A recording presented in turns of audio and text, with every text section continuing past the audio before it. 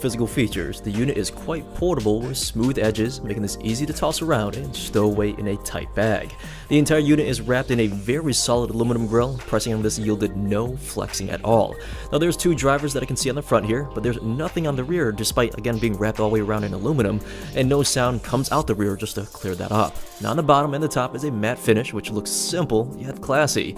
Although the speaker does give the look of having a bass radiator or maybe a woofer pointing upwards here, sliding a piece of paper all the way around proved there's no opening. The design is just purely aesthetic. Nonetheless, it's still a unique look though.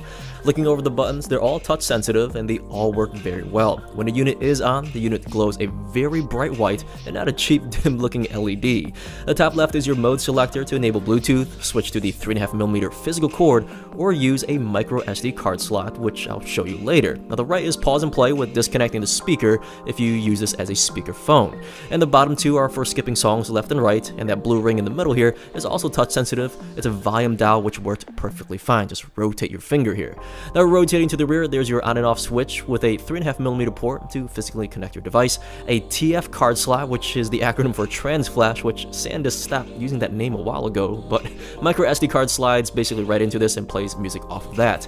And last is a micro USB port for charging the device. Now there's no wall adapter, so you do have to use an existing USB port like on a computer or maybe a power bank. And last, there is a tiny LED under that indicates if the unit is being charged or basically if it's full. Now one issue, the light is very small. When the cord is plugged in, it does block the light, so checking it, it's somewhat of a slight nuisance though.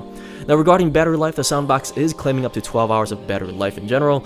Like all my Bluetooth speakers I test, I did leave this on at 50% volume from a full battery to dead, and I personally achieved 14 hours and then I just stopped. Now regarding range, I did walk from one side of the house to the other, went downstairs, and had the signal pass through several walls with my Samsung S7, and no problems at all. That's about 40 linear feet. So other than that, the speaker doesn't have all the bells and whistles like NFC or being waterproof or offering bass boost, but the build quality and the aesthetic so far I'm really enjoying. How deep is your love?